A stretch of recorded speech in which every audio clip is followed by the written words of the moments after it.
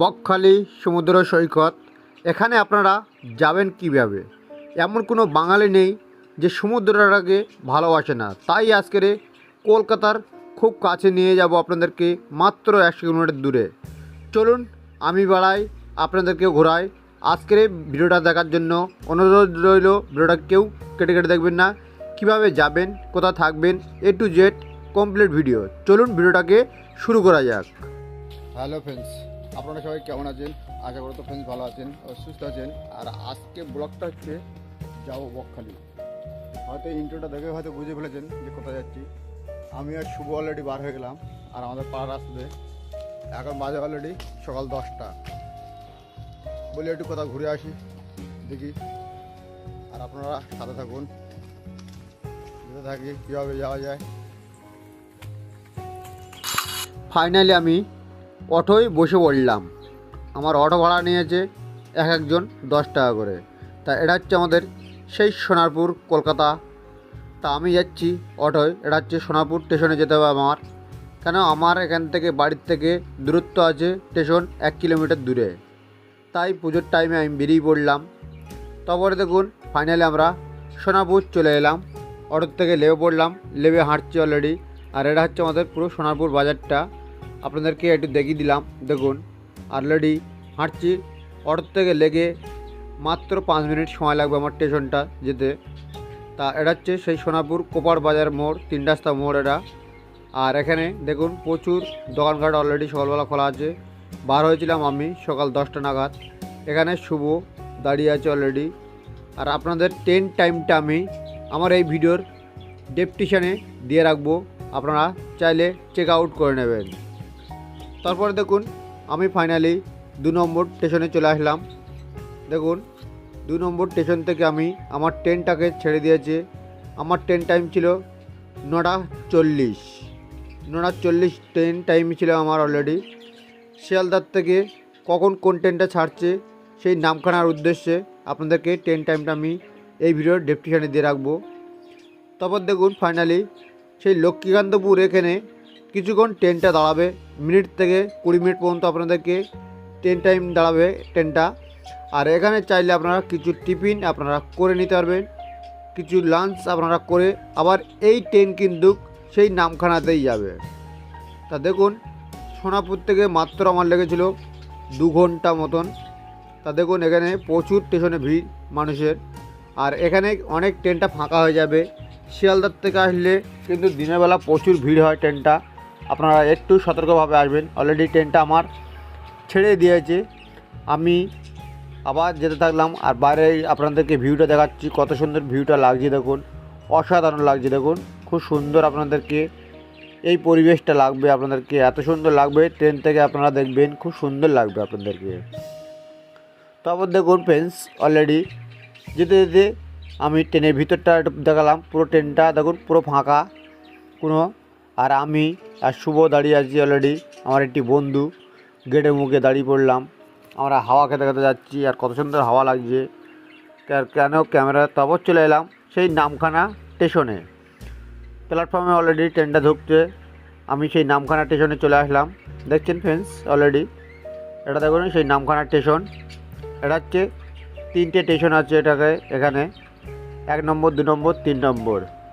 তারপর দেখুন এইবারে আপনারা স্টেশনে তো পৌঁছে গেলেন, আমি ফাইনালি ট্রেন থেকে নেমে গেলাম। আর এখান থেকে 1 মিনিট লাগবে আমার টোটো স্ট্যান্ডে যেতে। তা দেখুন এখান থেকে অলরেডি প্ল্যাটফর্মটা কত ভিড় মানুষের। তারপর দেখুন এখানে দেখুন বাইরের সাইডের ট্রেন থেকে নেমে আপনারা অটো টোটো পেয়ে যাবেন নামখানা। এখান থেকে স্টেশনে গা দিয়ে দেখবেন বকখালি বা আরও অন্য কোথাও আপনারা যাওয়ার জন্য এখানে অনেক ট্রেন, এখানে অটো টোটো সব পেয়ে যাবেন। তা এখান থেকে একটু কিছুক্ষণ 2 মিনিট থেকে 5 মিনিটের মধ্যে আপনারা একটু হেঁটেই চলে যাবেন মেন রোডে, বাইপাসে। তা আমি হাঁটতে হাঁটতে যাচ্ছি বাইপাস রোডে, কারণ বাইপাস রোডে গেলে অনেক কম খরচার মধ্যে আমি বকখালি পৌঁছে যাব। কারণ এখান থেকে একজন আপনাদেরকে 60 টাকা করে নেবে। এখানে আর যদি রিজার্ভ করে যান সেক্ষেত্রে আপনাদেরকে 150 থেকে 200 টাকা নেবে টোটো ভাড়া বা অটো ভাড়া। আমি এখান থেকে আমি আর শুভ অলরেডি আমার এক বন্ধু হাঁটছি, হেঁটে এখান থেকে স্টেশন থেকে মাত্র 5 মিনিট দূরে হচ্ছে মেন রোড। মেন রোডে গিয়ে আপনাদেরকে ডাইরেক্ট বকখালি বাস পেয়ে যাব, সে বাসে আমরা যাব। তাই অলরেডি আমরা বেরিয়ে পড়লাম আর হাঁটছি অলরেডি।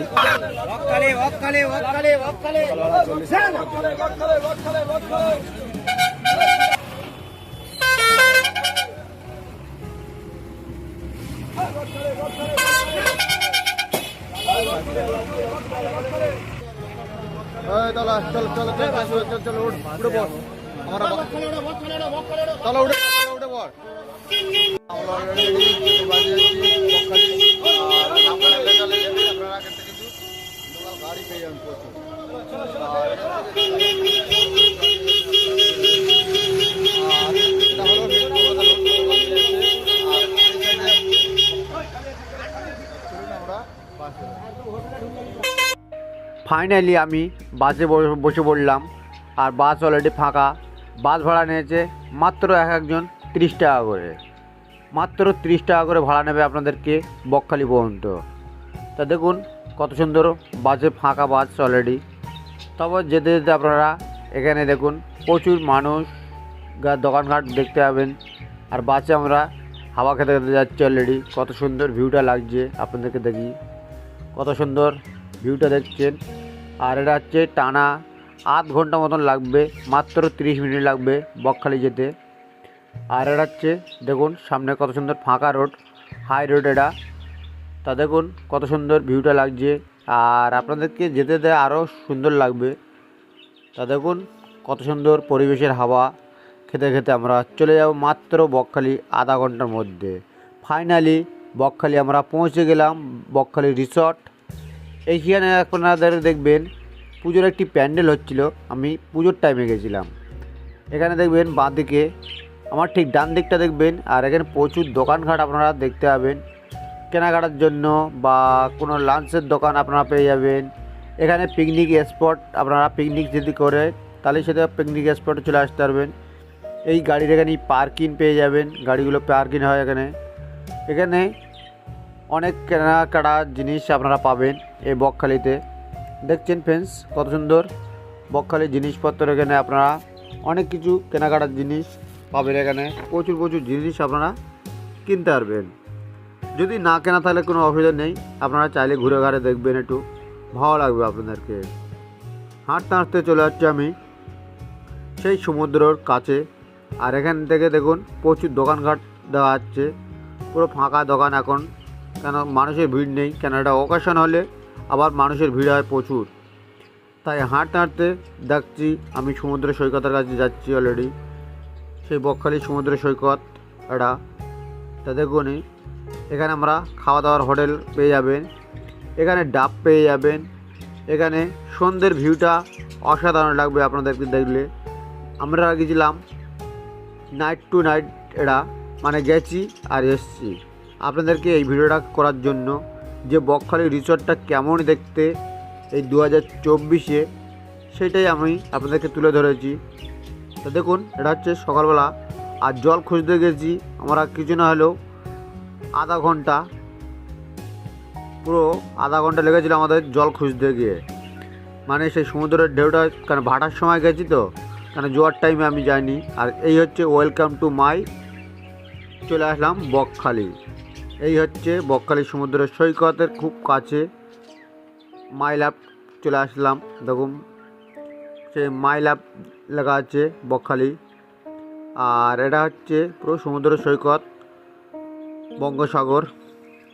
চলুন এবার আপনাদেরকে সমুদ্র সৈকতের কাছে কিছু হোটেল আপনাদেরকে দেখাই। এখানে হোটেলে কিছু একদম সমুদ্র ভিউটা আপনাদেরকে দেখতে পাবেন, একদম হোটেল, প্রচুর হোটেল দেখতে পাবেন।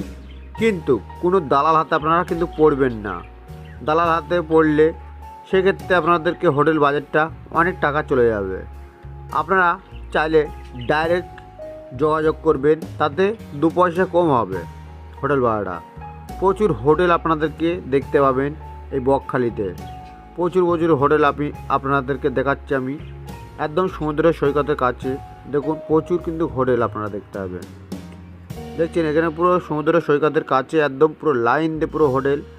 চাইলে আপনারা এখান থেকে আপনাদেরকে নাম্বার দেখিয়ে দিচ্ছি, নাম্বারটা উঠিয়ে নিয়ে ফোন করবেন, ডাইরেক্ট যোগাযোগ করবেন। এই ভিডিওতে নাম্বারটা দেখুন, প্রচুর নাম্বার আপনাদেরকে দেখিয়ে দিচ্ছি আপনাদেরকে। আপনারা এখানে কোনো দালাল হাতে পড়বেন না, ডাইরেক্ট যোগাযোগ করবেন হোটেলে গিয়ে। আপনারা ডকুমেন্টস নিয়ে যেতে একদম কিন্তু কেউ মিস করবেন না। ডকুমেন্টস ছাড়া কিন্তু কেউ যাবেন না, তাহলে কিন্তু সেক্ষেত্রে হোটেল কেউ দেবে না আপনাদেরকে। আর এখানে দেখুন প্রচুর হোটেল আপনাদের দেখতে পাবেন।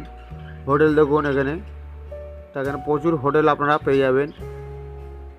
আমি ভিতরে গিয়ে হোটেলটা করলাম না। তা ফ্রেন্ডস আজকে ভিডিওটা আমি এই পর্যন্ত করলাম।